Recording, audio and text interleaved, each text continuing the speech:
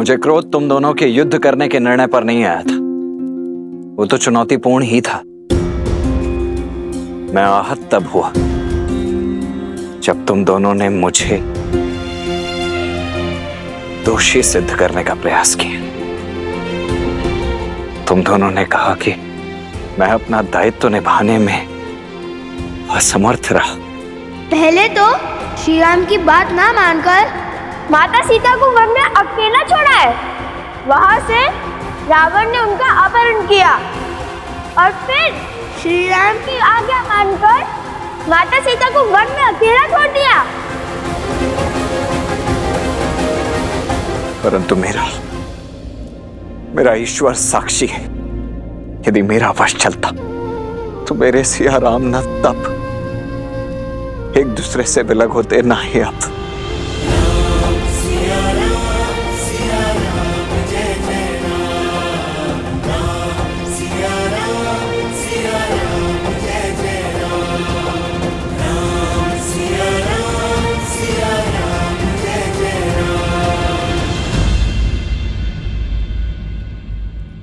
इसी पाप का प्रायश्चित तो करने आए हैं हम। इसी भूल की क्षमा तो चाहते हैं हम आपसे। हमने आपको क्रोधित किया, आपको हराने के लिए आपका अपमान किया। आज यदि आपने हमें क्षमा नहीं किया तो माता भी हमें कभी क्षमा नहीं करेंगी। एक मुख सूरज एक मुख चंदा, दिए सिया के सुख आनंदा। एक एक आत यमज युगला, जानकी सुत रूप नव कुश बोला। जानकी सुत रूप नव कुश बोला। सत्य तो ये है कि संसार में लक्ष्मण जी जैसा आज्ञाकारी भाई आज तक ना समर्पित देवर ना कोई हुआ और ना होगा, जिन्होंने माता सीता की रक्षा में श्री राम की सेवा में 14 वर्ष पलक भी नहीं झपकी। क्षमा कीजिए हमें।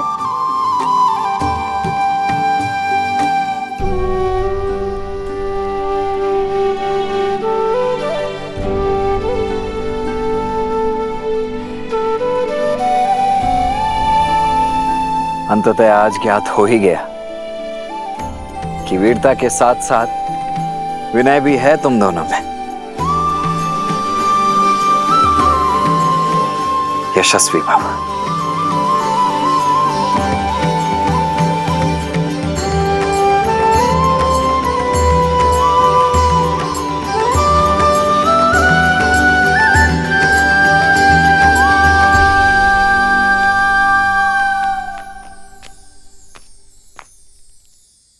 हम पूरे रघुकुल से क्षमा चाहते हैं।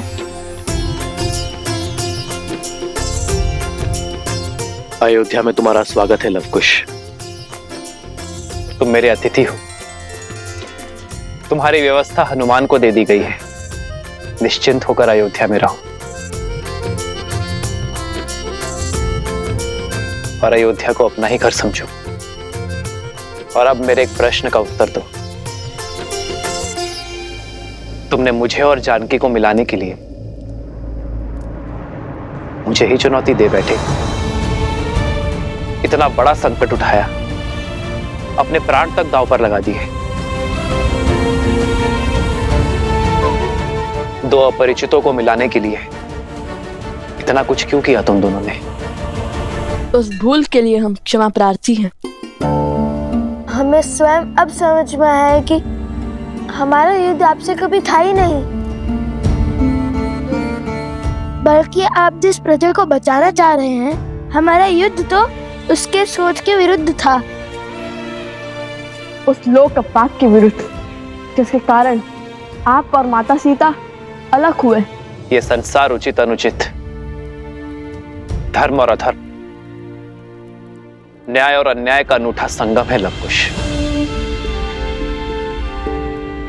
किंतु जब जब कुछ अनुचित घटता है तो उसका दायित्व लेकर अनुचित को उचित करने का प्रयास करना चाहिए, ना कि अनुचित को अनुचित सिद्ध करने का प्रयत्न। और हर बार उचित अनुचित का भेद मिटाने के लिए शस्त्र नहीं उठाने पड़ते लवकुश। दृढ़ निश्चय कर समाज को समझाने की पहल करनी होती है। मेरा और सीता का पृथक होने का निर्णय भले ही हम दोनों का था, किंतु हमें मिलाने का निश्चय हम समाज से चाहते हैं। और हमें पूरा विश्वास है कि एक दिन ये समाज अपनी सोच अवश्य बदलेगा। आपका निश्चय अब हमारा उद्देश्य है। और इस बार हम विजय बल से नहीं, अपने गुरुवर की दी हुई शिक्षा से पाएंगे।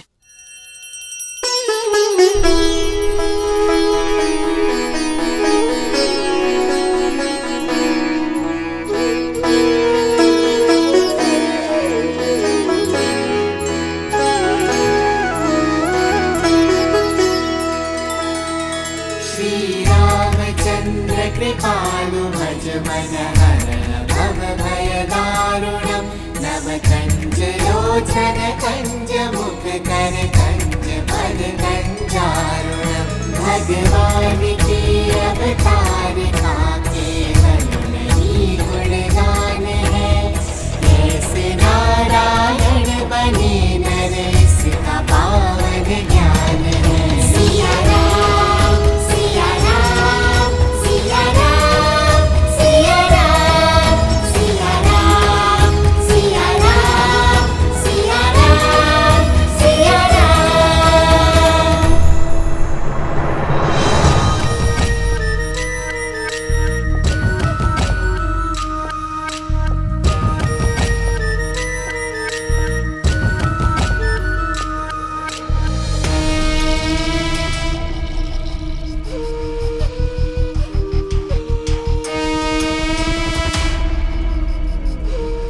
भैया, समय अभी शेष है, क्योंकि अभी तक लव और कुश ने राम को सत्य नहीं बताया है और अयोध्या वासियों को भी नहीं पता कि वो दोनों राम और सीता के पुत्र हैं। भैया, वर्षों पहले जो लोकपवाद का खेल आपने खेला था, उसे संपूर्ण करने का समय आ गया है भैया।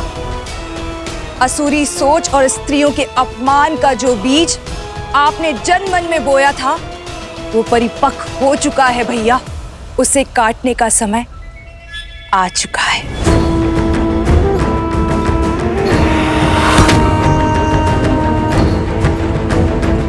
अब होगा मेरी माया का शंखनाद। लव कुश जहां भी जाएंगे, पुरुषों द्वारा स्त्रियों का अपमान ही देखेंगे।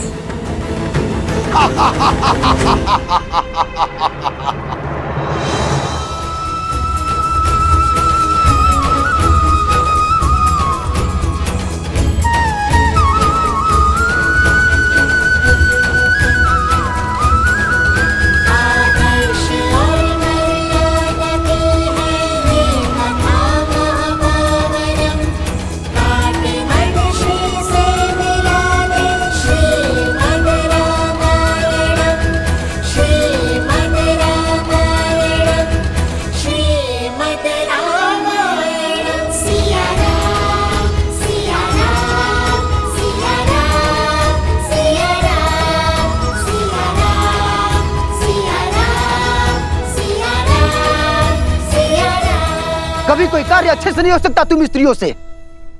देख रही हो इसे, कितनी त्रुटियां हैं इसमें। ऐसी होती कलाकृतियां, इसे कौन खरीदेगा? हेस तुम्हारी कला में है और दोष हमारे व्यापार में उसको देती हो।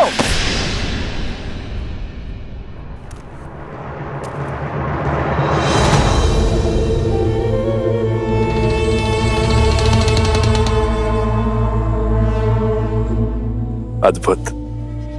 महाराज की माया ने अपना असर दिखाना प्रारंभ कर दिया है। अरे अरे अरे, सबके सामने अपनी पत्नी का अपमान करते हुए लज्जा नहीं आती तुम्हें?